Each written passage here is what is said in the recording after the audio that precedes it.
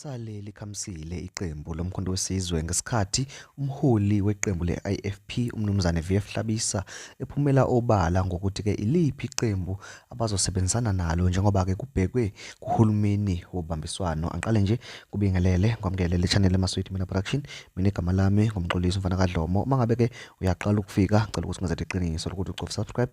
Uma waqeda ubala i-video ushaye like bese-ke uyakhomenta kulolu daba namhlanje. Okwenza kwethu lisale likhamisile iqembu lomkhonto wesizwe ngesikhathi umholi weqembu le-IFP umnumzane VF Hlabisa iphumela obala ngokuthi-ke imaphi amaqembu asebekhulume nawo bavumelana nawo ngokuthi-ke bazosebenzisana nawo njengoba-ke sibheke kuhulumeni wobambiswano. Umnumzane-ke uVF Hlabisa ngenkathi-ke ekhuluma nabezindaba uveze-ke ukuthi-ke amaqembu abazosebenzisana nawo ele-DA kube-ke i-ANC bese-ke kuzoba-ke i-NFP bazosebenzisana nawo-ke lamaqembu bobane bazosebenzisana nawo ukuthi-ke babuse kuzwelonke kanye-ke nasesifundazweni ikakhulukazi-ke isifundazwe saKwaZulu Natali kanye-ke nesifundazwe sase-Gauteng. Lokho-ke kusho ukuthi-ke uPremier-ke waKwaZulu Natali bazobeka yena-ke umnumzane-ke Thami Ntuli njengoba-ke uChris Pappas evezile-ke yena ukuthi-ke akasasithanda okanye-ke akasasibhekile leso sikhundla. Kanti-ke ngakolunye-ke uhlangothi iqembu-ke lomkhonto wesizwe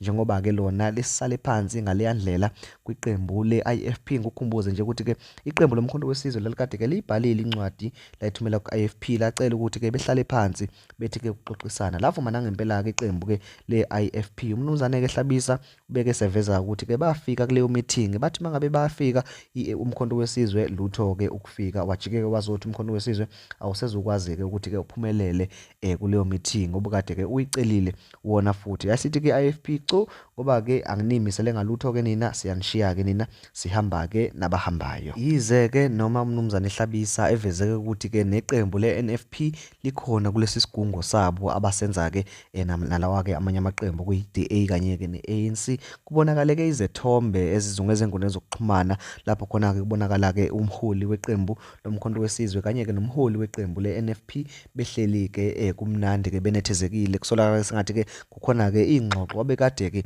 bezibambile mayelana nawo-ke lo hulumeni-ke wokubambiswana. Kuthe mangabe kubuzwa-ke yena-ke umfoka Hlabisa-ke ngalezi ithombe wathi yena akeze ukukhulumela-ke elinye iqembu kodwa akakwaziyo ukuthi-ke iqembu le-NFP nalo-ke likhona kulesibambiswano-ke abasenza nalamaqembu. Uma ngabe-ke lamaqembu ezothi mayifika kusasa laphana-ke kwi-National Assembly afike kabambisane ngale ndlela abambisane ngayo omane sizobona-ke iqembu lomkhonto wesizwe likhala ngaphansi. Sizobona iqembu lomkhonto wesizwe kufana nokuthi-ke belingekho okhethweni iyodwa indlela-ke yobasiza ukuthi-ke babuye okanye bashaye comeback ukuthi-ke basebenze ngokuzikhandla kulolu khetho-ke oluzayo lomasipala oluzobe-ke lukhona ngonyaka ka-2026. Ngana kwethu umsebenzi wami ukuthi-ke ngilethele zonke iy'ndaba ayishisa ngesikhathi-ke suke zenzeke ngazo. Ngiyacela ukuthi uma ngabe ubuqala ukufika ungenzele iqiniso lokuthi-ke ucofa subscribe ulike bese-ke uyakhomenta sidibane kwividiyo elandelayo. Ngiyabonga.